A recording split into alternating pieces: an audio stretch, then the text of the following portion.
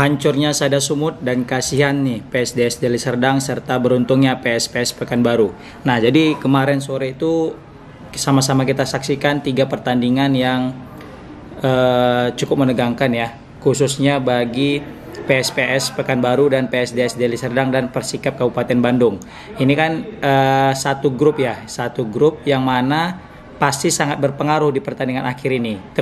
Kecuali Nusantara FC yang sudah memastikan 1 tiket untuk bertahan di Liga 2. Nah, khusus untuk pertandingan Nusantara dan PSPS Pekanbaru ini memang sesuai dengan prediksi sebelumnya ketika di pertandingan pekan kelima yang mana PSPS Pekanbaru mendapatkan hasil seri dan PSDS juga mendapatkan hasil seri ketika bermain di Baharudin Siregar dengan skor 2-2. Nah, padahal pada saat itu adalah peluang yang sangat besar bagi PSDS Deli Serdang khususnya untuk bisa menggeser posisi PSPS Pekanbaru di peringkat kedua. Tapi karena ada drama ya, kita nggak tahu apa yang menyebabkan extra time hingga 10 menit, sehingga di waktu 10 menit itu skuad daripada Nusantara berhasil menyamakan kedudukan sehingga seharusnya bisa menang unggul 2-0 ya, tapi mesti harus puas dengan 2-2. Nah, hasil seri inilah yang membuat jadi malapetaka bagi tim Deli Serdang. Sebelumnya kalau misalnya itu menang, itu mereka akan, kalau nggak salah sekarang poin mereka itu 5 ya. 6 ya. Jika mereka itu bisa menang, maka otomatis maka poin mereka akan 8 dan itu cukup untuk menggeser PSPS Pekanbaru yang mengumpulkan nilai itu sekitar 7 guys. Nah, Nusantara itu kan udah fix ya, udah lolos ya, karena kalau tak salah dia udah dapat 10 poin. Jadi pertandingan terakhir juga tidak berpengaruh kepada posisi mereka nanti di akhir klasmen. Nah, tapi ini yang sangat berpengaruh ada 3 tim, PSPS Pekanbaru, PSDS Deli Serdang dan Persikap Kabupaten Bandung. Nah, 3-tiganya ini sama-sama bermain mati-matian untuk bisa mendapatkan 1 tiket terakhir di playoff zona degradasi Liga 3 ini sehingga bisa bertahan di Liga 2. Nah, di sini aku lihat pertandingan cukup seru ya, apalagi pertandingan antara Persikap Kabupaten Bandung dengan PSDS Deli Serdang yang mana saling jual beli serangan. Di awal-awal pertandingan itu Persikap Kabupaten Bandung itu memang unggul ya, menit keempat melalui Ajamat. Nah, tapi PSDS Deli Serdang karena tahu ini adalah pertandingan terakhir yang menentukan masa depan mereka nanti apakah bertahan di Liga 2 atau lengser ke Liga 3, maka mereka juga dengan pemain asingnya yang bernama Noriki itu sukses untuk menyamakan kedudukan pada menit 31. Nah, Noriki tidak hanya mencetak 1 gol tapi dia brace yang mencetak 2 gol. Selang 2 menit ketika ia telah mengkonversi peluangnya itu menjadi gol, ia kemudian menambahkan lagi gol yang kedua yaitu pada menit 33. Jadi selang 2 menit, menit 31 dia cetak, kemudian menit 33 dia cetak kembali. Sehingga itu skor jadi 2-1 leading PSDS Deli Serdang ketika half time.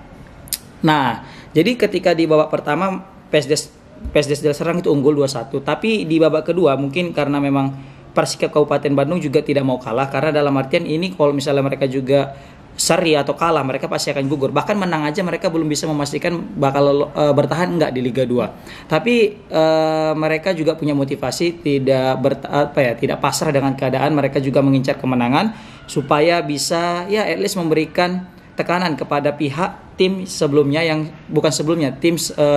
juga sedang bermain yaitu PSPS Pekanbaru.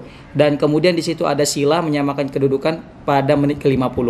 Nah, tidak hanya di situ, Persikap Kabupaten Bandung juga bahkan sempat unggul, bahkan comeback ya, itu melalui Gufroni menit 54, 4 menit selang menyamakan kedudukan. Nah, disinilah terjadi pertandingan yang cukup seru, jual beli serangan antar kedua tim, dan hingga akhirnya PSDS Deli Serdang itu berhasil menyamakan kedudukan melalui Yuda Febrian, ini mantan timnas kita ya, umur U19 kalau tak salah.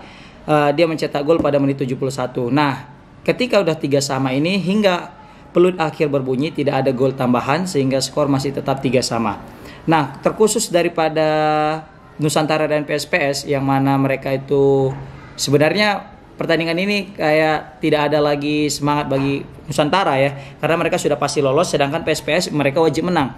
Dan terbukti ketika bertandang ke kandangnya Nusantara. Padahal sebelumnya ya, ini kalau misalnya mereka main di PSPS Pekanbaru, Nusantara itu sukses menundukkan PSPS dengan skor tipis selisih 1.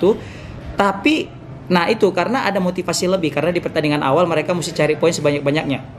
Berbeda dengan pertandingan yang baru-baru ini. Di pertandingan terakhir kali ini, posisi Nusantara itu sudah aman, sehingga tidak ada motivasi lebih daripada pemain Nusantara untuk meraih kemenangan ataupun mengambil hasil seri gitu. Dan terbukti di babak pertama ketika baru peluit pertandingan dimulai, Asir Aziz pemain PSPS Pekanbaru ya, ini pemain yang sangat sangat potensial untuk kedepannya, masih muda di tim U19. Kalau misalnya kayak di PSMS itu kayak ada Isan.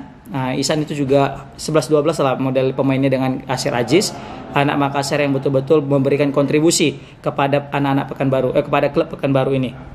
Dan ketika menit ke-7 sudah mengkonversi menjadi gol, PSPS kembali unggul. Jadi tidak hanya dengan 1-0, tapi di babak pertama itu mereka bisa unggul hingga 2-0 melalui Firman menit 44. Ya, ketika Firman mencetak gol menit 44, otomatis angin segar berpihak kepada PSPS Pekanbaru yang sudah leading 2 gol, yang mana mereka mungkin hanya di waktu sisa di babak kedua mungkin mereka hanya fokus kepada pertahanan saja, mungkin kayak parkir bus, sehingga terbukti mereka bisa menjaga gawang mereka dari kebobolan, hingga akhirnya mau tak mau mereka juga mesti kebobolan pada menit ke-90 melalui Sansan. Nah, di sini pertandingan usai berakhir dengan skor 2-1. Dan ya seperti yang mana kita ketahui, otomatis Nusantara tetap bertahan di Liga 2, tapi tidak dengan Persika Kabupaten Bandung dan PSDS Deli Serdang. Sedangkan PSPS Pekanbaru menyusul daripada Nusantara untuk bisa bertahan di Liga 2 untuk musim depan. Nah, itu untuk di satu grup ya, antara Nusantara, PSPS Persika Kabupaten Bandung dan PSDS Deli Serdang. Nah, ini udah jatuh tertimpa tangga. PSDS yang mana sebelumnya dikena sanksi sama PSSI karena ada tindakan rasis ya, mereka didenda dengan ratusan juta. Kali ini mereka mesti terdegradasi ke Liga 3. Padahal PSDS Deli Serdang tahun lalu adalah runner up runner up Liga 2 ya, Liga 3, sorry. Kemudian di pertandingan yang lain, antara di grup yang lain khususnya itu adalah PSDS Sada Sumut. Nah, Sada Sumut ini aku nggak tahu ada apa dengan Sada Sumut ya, akhir-akhir ini tidak seperti tim Sumatera Utara guys, kehilangan identitas, dibantai 5-1 sama PSKC Cimahi. Memang pertandingan ini tidak lagi berpengaruh kepada Sada Sumut, tapi bagi PSKC Cimahi sangat berpengaruh gitu kan. Aku melihat Sada ini semenjak ganti nama dari Karo United dengan Sada Sumut, permainan identitas mereka itu tidak lagi nampak seperti mana sebelumnya. Karo United itu kita terkenal dengan permainan yang cantik, garang, dan finishing yang luar biasa, buat punya identitas sebagai anak Karo yang main gitu kan. Tapi kalau setelah aku melihat dengan Sada Sumut, berganti dengan Sada Sumut, ini kayak macam ada kehilangan identitas, kehilangan ruh, seperti bermain asal-asalan, tidak lagi seperti Sada Sumut yang kita pernah lihat. Bahkan Sada Sumut di putaran pertama itu jauh lebih baik kalau misalnya aku lihat dari segi permainan. Memang kalau dari segi finishing agak berantakan. Tapi ya apapun yang terjadi, kita doakan aja semoga dua tim Sumut ini, PSDS dan Sada Sumut, dapat tembus lagi ke Liga 2 untuk musim depan, sehingga PSMS tidak sendiri lagi. Oke, thank you dan nonton. Semoga nonton ini sehat selalu, murah rezeki dan permudah Allah Subhanahu wa taala dalam segala urusannya. Amin amin ya rabbal alamin. Nah, tatim bilhamdulillah alhamdulillah bil alamin. Mana jafi murikum. Amin. Assalamualaikum warahmatullahi wabarakatuh.